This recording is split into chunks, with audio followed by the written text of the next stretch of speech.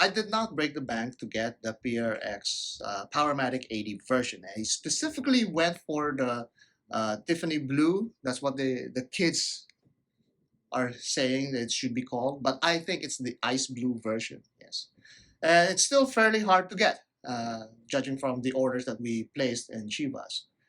But did I really make the right decision in getting a Powermatic 80 PRX? While most of you are actually telling me that the Quartz PRX, even though it's dainty and thin, is still too big for my wrist. Well, that's what I'm going to try and justify and using our blueprint segment and why the PRX Powermatic 80 is still relevant, but this ice blue version might not be as relevant anymore.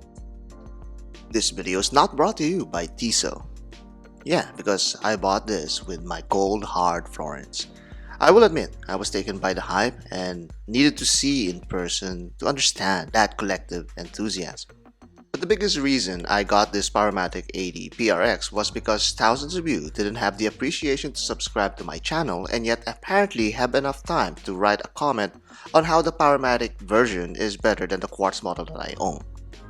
So, if I was going to buy the mechanical variant, I figured I should get something different amongst the sea of blacks and blues in the display. Gazing upon this icy pastel dial proved to be a costly decision as now I have two PRXs in my collection. Now, reason and caution thrown onto the wind, the other issue to tackle is the fact that I should be getting a smaller PRX because it also seems that even my Quartz model is still too big for my Little Mermaid wrist. But that's fine. As for a time, this was the hottest Tissot to get. It's a trendy color, it's relatively affordable, and it actually wears great. So here it is beside the Quartz PRX, and you can see that both have a distinct identity to them. Both could realistically occupy a collection as they are different enough aside from the undeniable integrated bracelet design.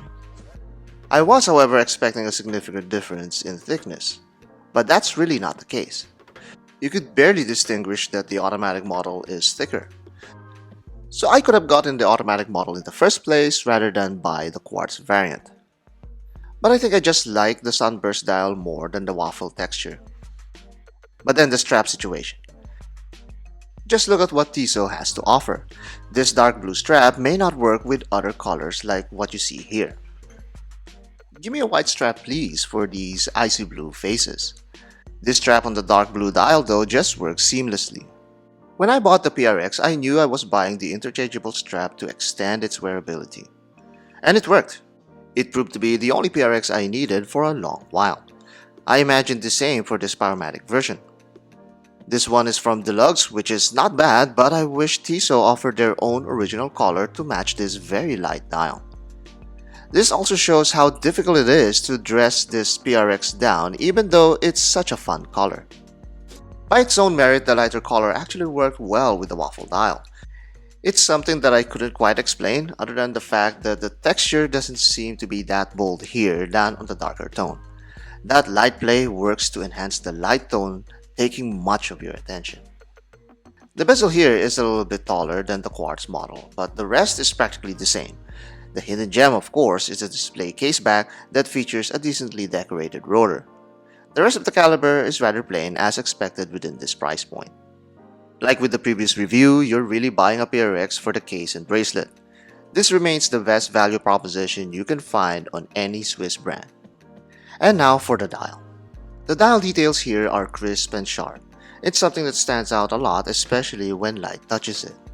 The light play on this dial makes it a lot more appealing aside from its current popular color. The indexes and other elements pop out a bit more because of their polished texture, creating deep shadows over this bright light blue hue. I think it's a lot more appropriate here because it's more likely that this watch will be worn under the sun's summery rays. I went out and did the exact opposite of that and wore this at night.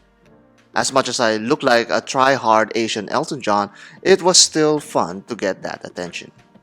That's what all the hype is about. It's really about attracting attention, and this watch grabs it in spades. But if you're the kind that's not into that attention stuff, it's a great watch for vibrant and extremely casual occasions. Now, when will all those occasions come? I don't know about you, but we have it here plenty in Aruba. But what I do know is that I could hardly call this watch versatile.